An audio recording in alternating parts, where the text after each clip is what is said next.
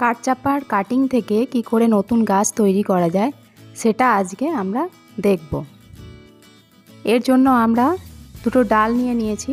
ডালটাকে দুদিন ধরে ফেলে রাখতে হবে যাতে ওর যে রসটা আছে সেটা শুকিয়ে যায়। তারপর ডালগুলো থেকে সব পাতাগুলোকে এইভাবে ছেঁটে নিতে হবে।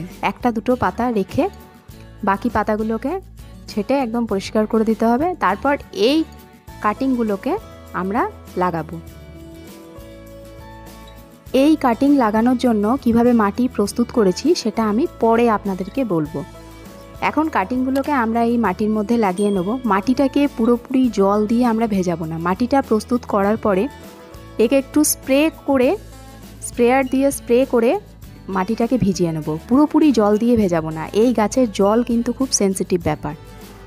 তো আমরা একটু স্প্রে করে জল দিয়ে ভিজিয়ে নিয়েছি মাটিটাকে, আর সেটাকে আমরা টবের মধ্যে ভরে তাতে গাছগুলোকে বসিয়ে দিলাম।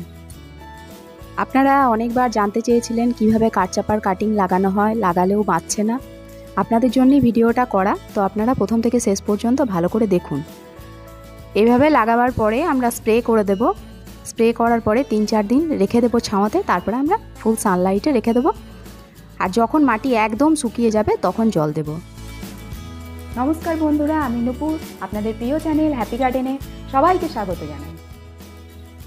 দেখুন, যে কাটিংগুলো প্রায় 1.5 মাস আগে লাগিয়েছিলাম সেই কাটিংগুলোকে আজকে দেখব তুলে যে কীরকম কাটিংগুলোতে শিকড় বেরিয়েছে। কাটিংগুলো যে গ্রোথ শুরু হয়ে গেছে সেটা তো আমরা দেখেই বুঝতে পারছি, নতুন নতুন পাতা বেরিয়েছে, কিন্তু শিকড়টা কীরকম বেরিয়েছে, রুট ডেভেলপমেন্ট কেমন হয়েছে সেটা আমরা দেখব।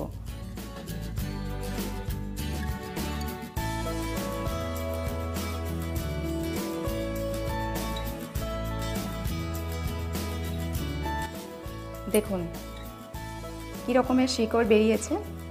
এটা 45 দিন মতো লাগানো হয়েছে, তাতে এরকম শিকড় বেরিয়েছে।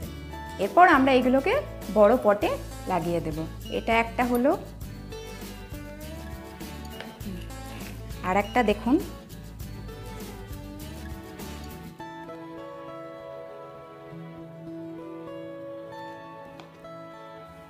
দেখুন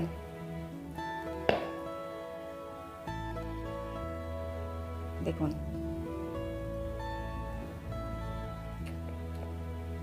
দেখেছেন 45 দিনের মধ্যে কী রকমের রুট ডেভেলপমেন্ট হয়েছে।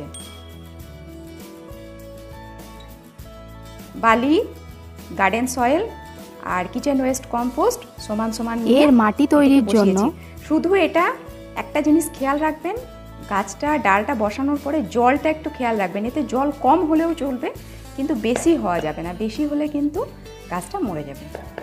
তো এটা এই 45 দিনের মধ্যে এইরকম গাছটার গ্রোথ হয়েছে। এবারে এগুলোকে তুলে আমি বড় টবের মধ্যে বসাবো। তো দেখতে পাচ্ছেন কত সহজেই এই গাছেরও রুট ডেভেলপমেন্ট করা যায়, গাছটাকে লাগানোও যায় খুব সহজে। দেখুন কত সহজে দুটো ডাল, ছোট ছোট ডাল থেকে দুটো কাটিং তৈরি হয়ে গেল। এবার এই কাটিংগুলোকে দুটো আলাদা আলাদা টবে বসিয়ে একটু কেয়ার করলেই হবে। এটা গাছটা লাগানোর পরেও জলটা একটু খেয়াল রাখবেন। জল কিন্তু একদম বেশি দেবেন না, বেশি দিলেই কিন্তু এই গাছ ডালগুলো লাগবার পরেও, রুট বেরোবার পরেও মরে যাবে গাছগুলো।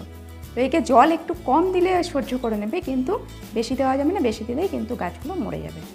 তো দেখছেন কত সহজেই আমার নতুন গাছ তৈরি হয়ে গেল। এইভাবে আপনারা কাঠচাপা গাছ সহজেই তৈরি করে নিতে পারেন, নতুন চারা গাছ।